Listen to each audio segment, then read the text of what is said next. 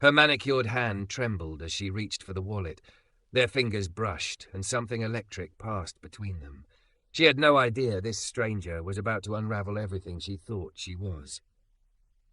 Before we dive in, make sure to hit subscribe, tap like, and share this video. The more voices we reach, the louder these stories become.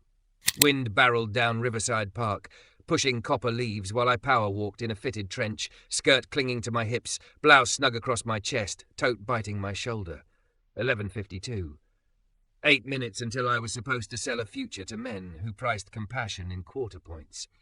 I stopped under a maple, dug for my wallet, found lipstick, the deck, a golden retriever's photo, everything except what opened doors. Of course, I muttered. The town car idled, the boardroom waited.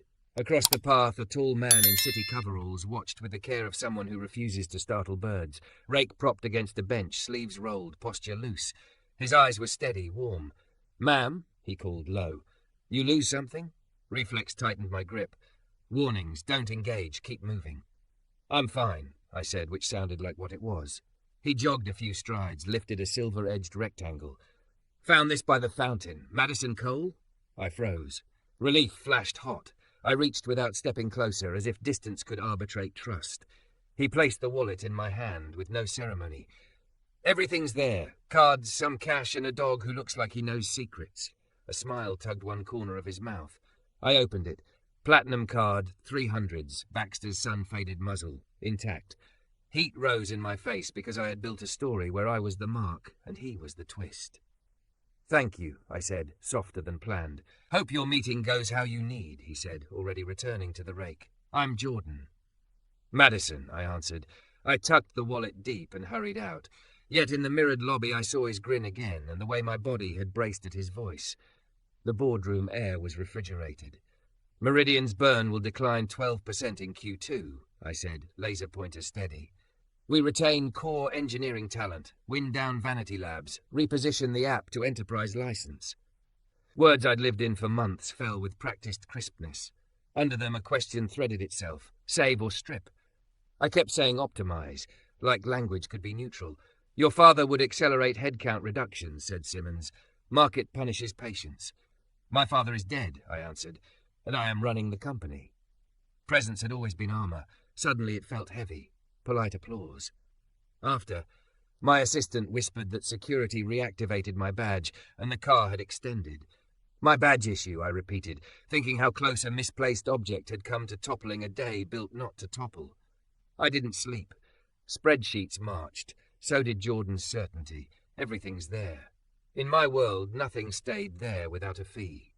The next afternoon I cut through the park under a pewter sky, telling myself the air would sharpen me. I found him by the playground, crouched to speak with a toddler. "We'll wait by the big oak so Mom can see us," he said, lifting the child with an ease that heard fear and didn't make it small. When a frantic woman rushed over, he stepped back, hands open. He noticed me only when I was near. "Wallet lady," he said, "how'd your fossil fridge go?"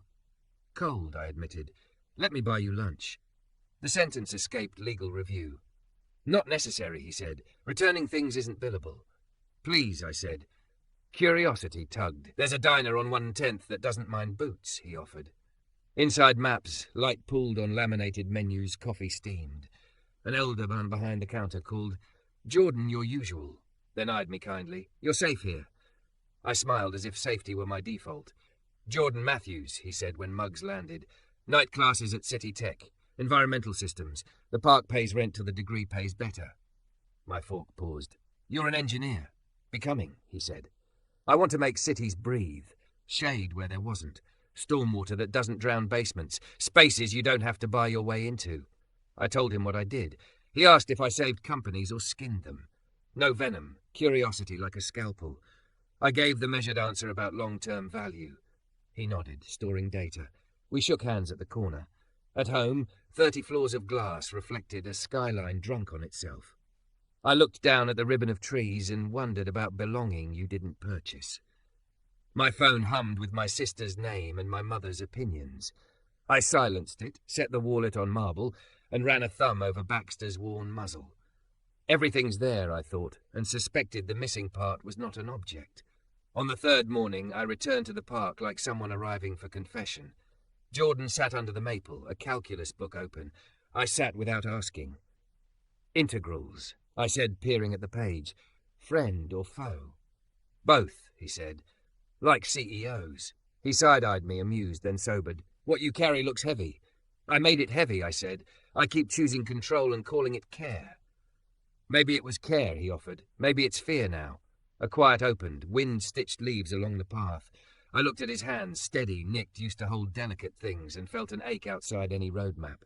Thank you for returning more than a wallet, I said. He closed the book. Maybe you dropped more than one thing. I could have fled. I didn't. The city thrummed. A jogger laughed. A dog barked. I stayed where I was, beside a man people might mistake for background, who felt like a beginning. When I stood, the ground didn't tilt. My heels clicked less like weapons and more like punctuation. The boardroom would be cold. For once, I wasn't freezing. Coffee tomorrow? He asked, casual as weather. Yes, I said, before caution staged a coup. At the Big Oak. Easy landmark, he replied, smiling. Hard to lose. Not if everything's there, I said, and this time I meant me. I walked away lighter than I'd arrived, surprised to find the city softer and my own edges willing to bend. The diner smelled of bacon grease and maple syrup, the kind of scent that clung to your hair long after you left.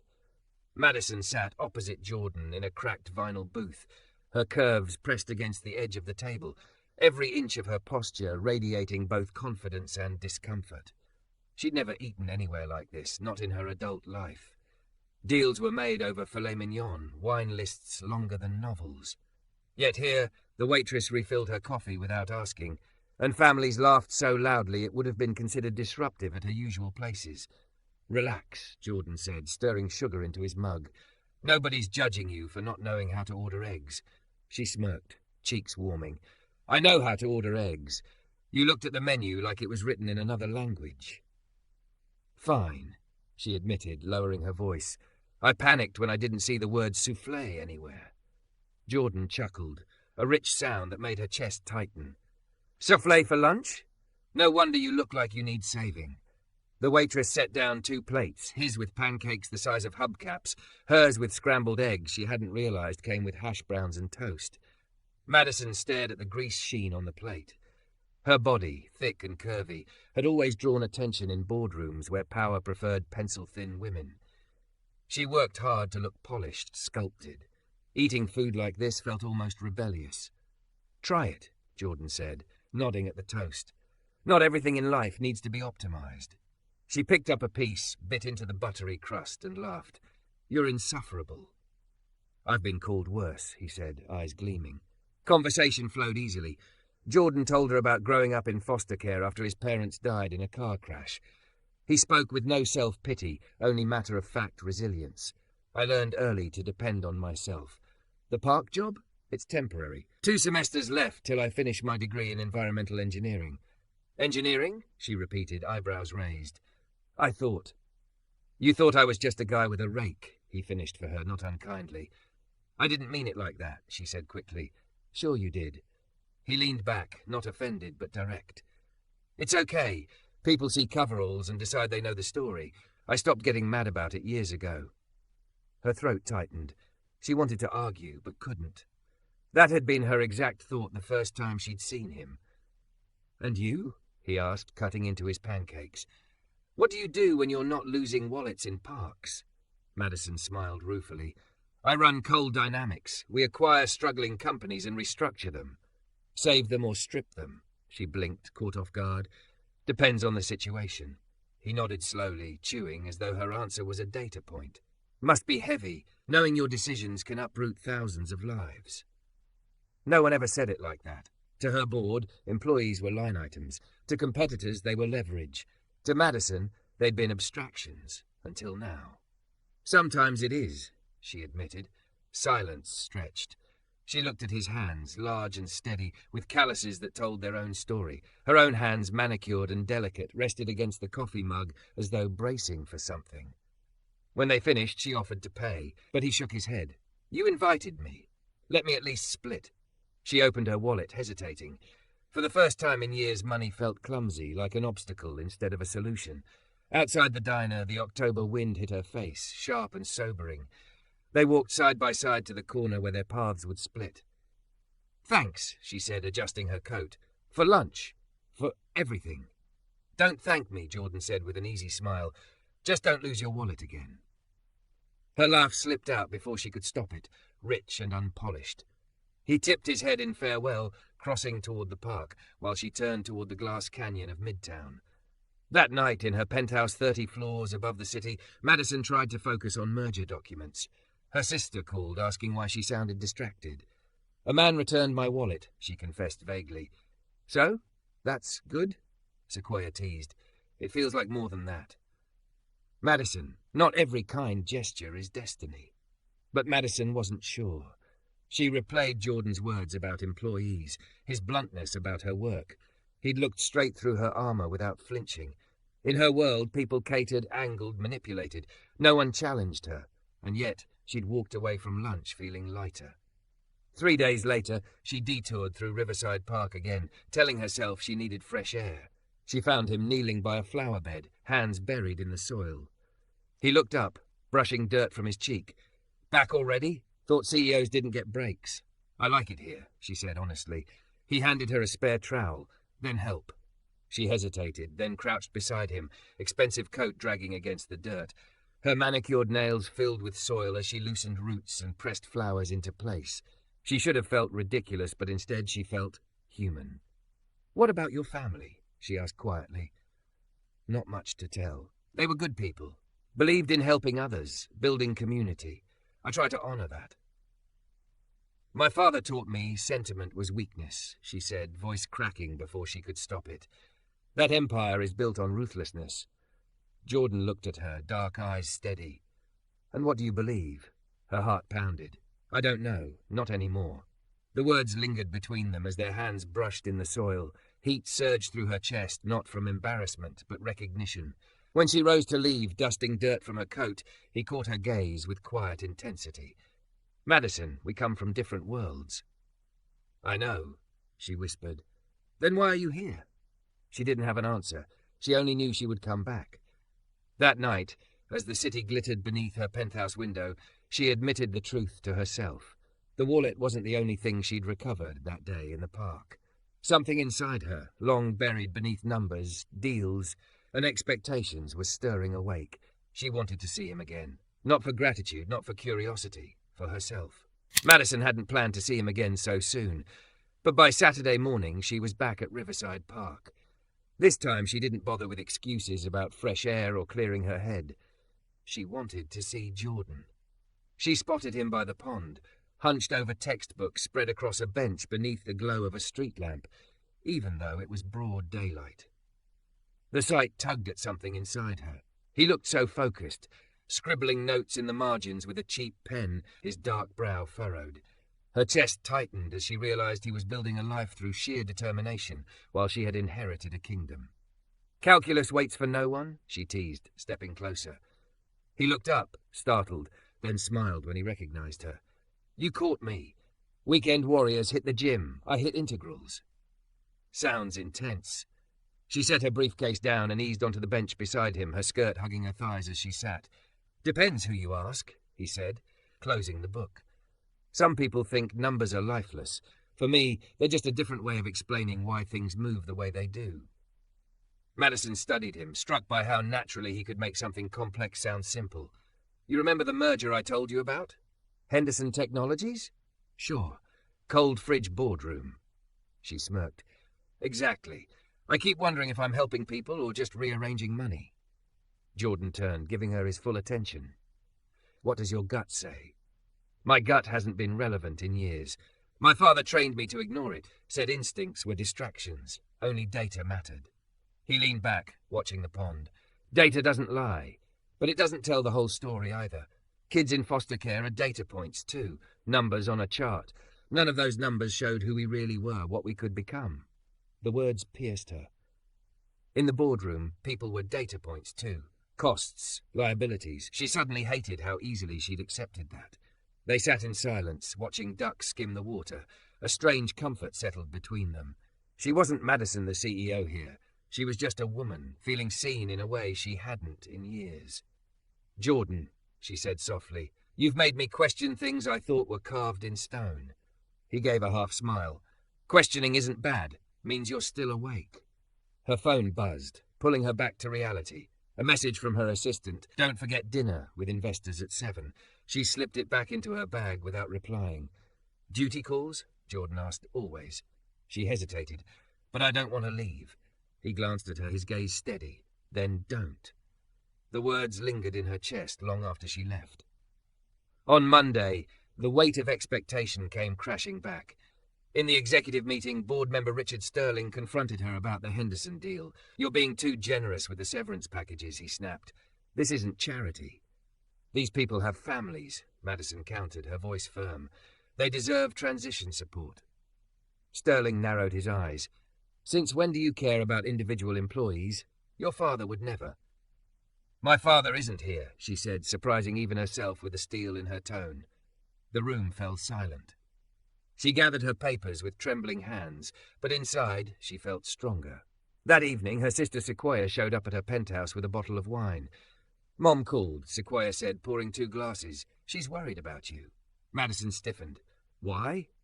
Apparently you've been seen around Riverside Park with someone inappropriate. Inappropriate? Madison repeated, her blood running cold. You know how Mom is. Anyone outside our circle is suspect. Especially. Sequoia trailed off, eyes softening. Maddie, he's a park worker. You're CEO of a multi-billion-dollar company. People will talk. So what if they do? So everything. Optics matter. The board, the investors, the media, they'll crucify you. Madison slammed her glass down harder than intended. Maybe I'm tired of living my life for optics. Her sister sighed, reaching across the counter. I'm not saying it's fair, I'm saying it's reality. Be careful.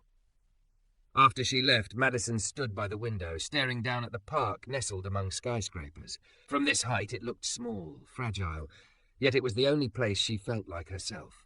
The next evening she found Jordan studying again, his face lit by a lamp's amber glow. But this time his expression was tight, distracted. Long day? She asked, sitting beside him. You could say that. He didn't look up. Had an interesting conversation with my supervisor about boundaries. Her stomach dropped. What do you mean? Apparently, someone's been asking questions about my interactions with certain visitors. His eyes finally met hers. Prominent ones. Madison's chest constricted. I'm sorry. I never meant... It's not your fault, he sighed, shutting his book. But it made me think about what we're doing here. Her voice wavered. What are we doing? I don't know, and that's the problem. I care about you, Madison, more than I should. But you have a company, a reputation, a family who expects a certain kind of life. I can't ask you to throw all that away. Her heart pounded. What if I want to make that choice? Do you really? Or are you just rebelling against expectations? The question hit her like a slap. Was she chasing him because he was real, or because everything else in her life was fake? I don't know, she whispered, but I know being with you feels more real than anything else. He reached for her hand, their fingers intertwining. His voice was gentle but firm. Then we need to figure out if real is enough to build on. Her eyes burned. For once, she didn't have an answer. She walked home through the city lights, her heart torn between two worlds. The empire she'd built and the man who made her question whether it was worth keeping. Friday morning brought the crisis Madison had been dreading. She was halfway through reviewing quarterly projections when her assistant rushed into her office, face pale. It's out, she whispered, sliding a tablet across the desk. On the screen glared a gossip blog headline, CEO Madison Cole's surprising romance, park worker caught in cozy lunch. The photo was grainy but unmistakable. Madison and Jordan at the diner, heads close, laughing. Her stomach dropped. Within hours, the board called an emergency meeting. The conference room felt like a tribunal. 12 stern faces turned toward her, eyes sharp with judgment. Richard Sterling slammed a copy of the article onto the table. This is a disaster. Our clients expect professionalism from leadership, not this. Madison lifted her chin. My personal life doesn't affect my judgment. Doesn't it? Another board member, Carol Lawrence, interjected. We've noticed your unusually generous severance proposals for Henderson employees. Is that emotional decision-making tied to your relationship? The words struck deep. She opened her mouth, then closed it again. Were they right? Had Jordan's questions softened her edge? I make decisions based on long-term value, she said firmly, not short-term optics. Sterling's voice was ice.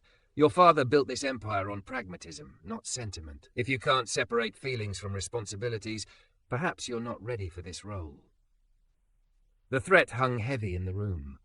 Madison left with her heart pounding, mask cracking under the weight of what they demanded, conformity or exile.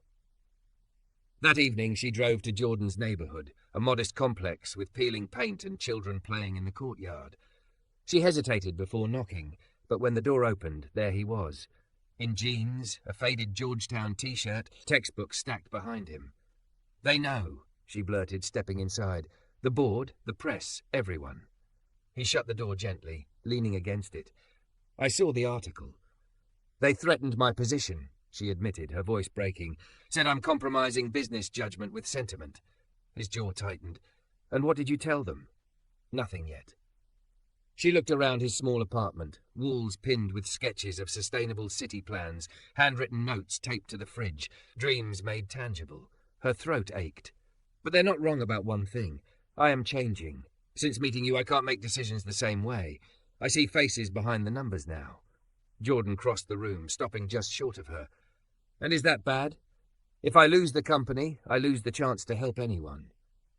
Silence pressed in, broken only by the hum of the radiator. He reached for her hands, but didn't pull her closer. Maybe they're right, Madison. Maybe we're too different. Maybe I'm holding you back. Don't, she whispered, tears stinging. Someone has to be practical. You've built everything. I can't ask you to risk it for me.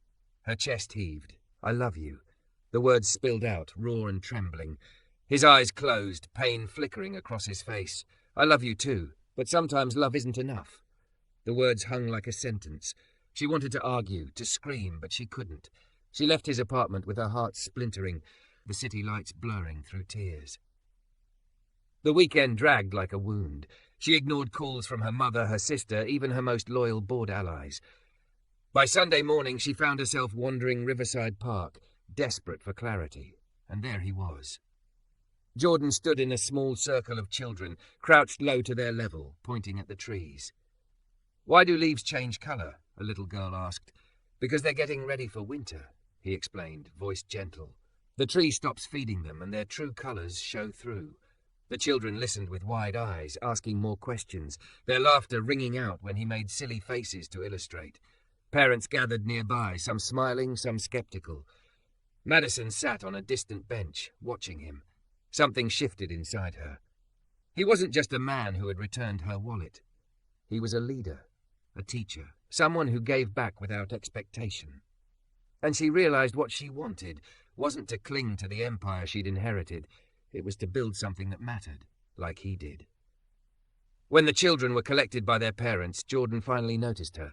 Surprise flickered, then hesitation. How long have you been sitting there? He asked, approaching slowly. Long enough, she said, standing to face him.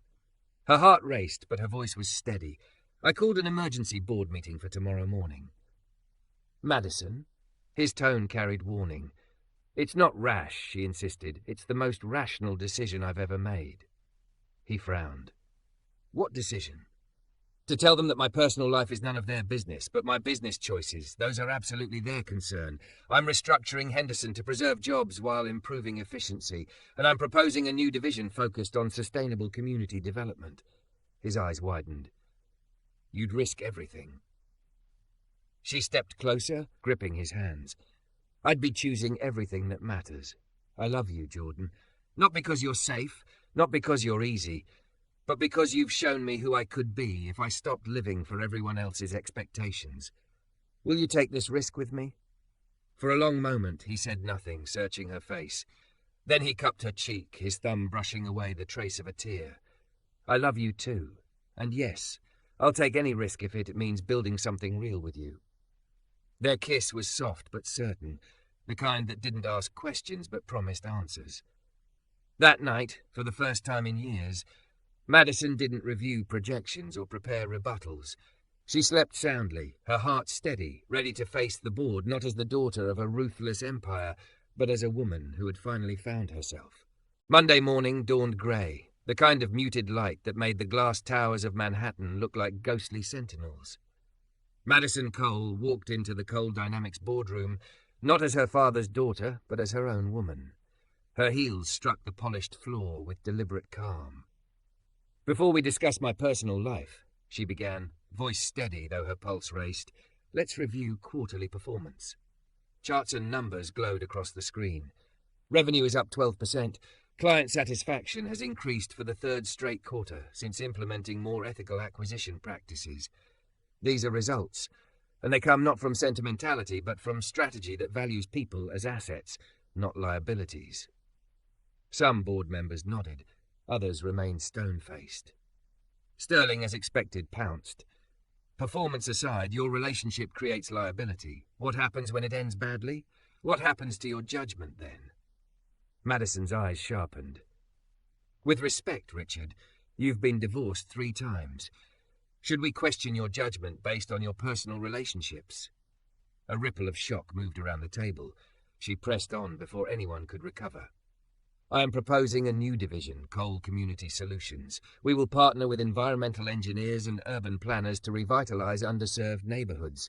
This isn't charity, it's long-term value creation, positioning us at the forefront of sustainable development while opening new markets." Wakanda Thompson leaned forward, skeptical. "You want to hire your boyfriend's colleagues?" "I want to hire the best," Madison countered. "And if that includes people I know personally, so be it. I am not asking for your approval of my personal life. I am informing you of strategic business decisions that will carry this company into the future." The room grew tense. The vote was called. For a breathless moment, she feared the worst. Then the results came in, 8-4 in her favor, with conditions of quarterly oversight. Not a landslide, but enough. She remained CEO. When she emerged from the skyscraper later that evening, Jordan was waiting across the street. His tall frame leaned against a lamppost, hands shoved in his jacket pockets. For a moment she simply looked at him, drinking in the calm strength he exuded. "Well?" he asked as she crossed to him.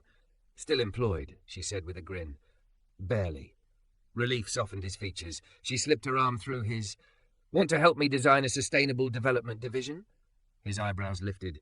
"Are you offering me a job?" "I'm offering you a partnership," she said. "In business and in everything else." For the first time in weeks, laughter bubbled out of her, unforced and unguarded.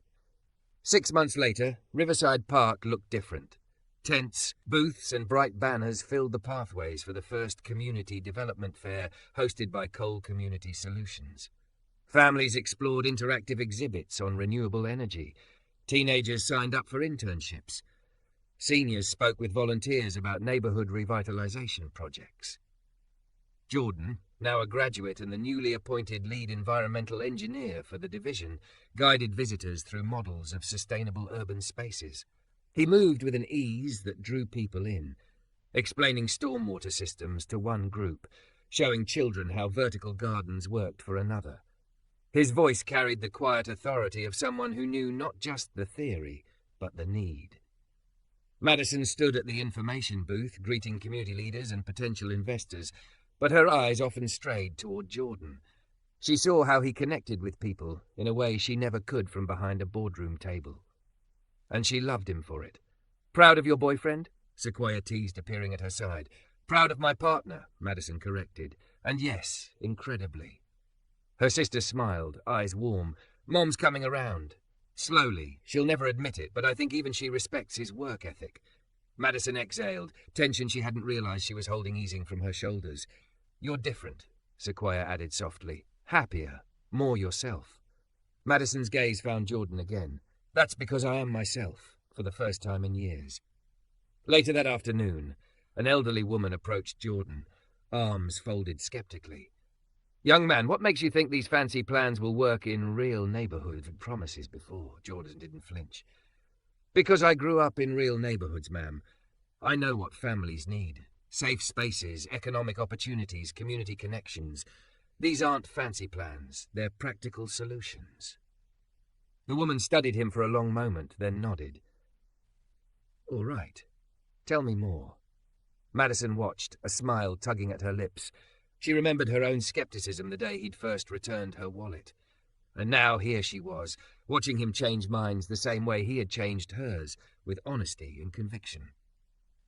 As the fair wound down, Madison helped volunteers fold tables and collect flyers. She looked up to find Jordan watching her across the crowd. His smile, steady, familiar, the same one from that first day, sent warmth flooding her chest. He crossed the grass to her, brushing a stray leaf from her shoulder. Ready to go home? With you? Always. They walked hand in hand through Riverside Park, past the fountain where it had all begun. The trees blazed in autumn colours, leaves preparing to fall, revealing their truest shades. Madison squeezed his hand, her voice quiet but certain. You didn't just return my wallet that day. You returned me to myself. Jordan pressed a kiss to her forehead. Then it was the best thing I ever did. Together they stepped into the future. Not as CEO and custodian, not as two people from different worlds, but as partners building one.